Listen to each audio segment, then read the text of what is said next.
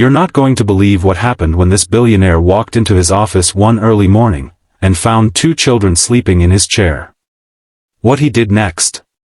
It didn't just change their lives, it changed his too.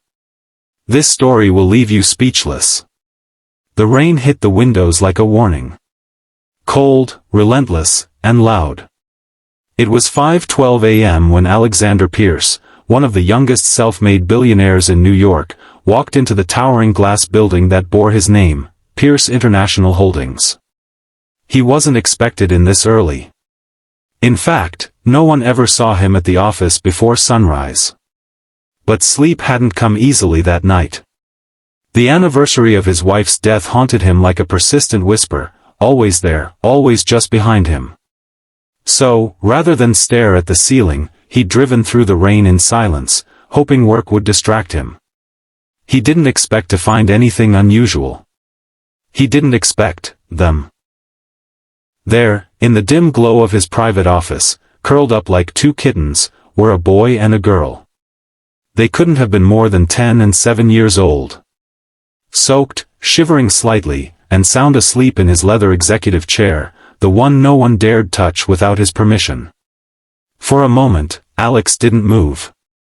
He stared, blinking in disbelief. Where had they come from? Were they part of some prank? Were they lost? He moved closer. Their clothes were torn. The boy had a bruised cheek. The little girl clutched an old, dirty teddy bear. No note. No explanation. Alex's hand, which had once signed billion-dollar deals without a flicker of hesitation, trembled slightly as he reached for the security phone. But then, the little girl stirred. Her eyes opened slowly. Big, brown, and full of something Alex hadn't seen in a long time, raw fear. She gasped. No. Please don't call the police. Please, mister. We're sorry. Her voice pierced through him like a blade.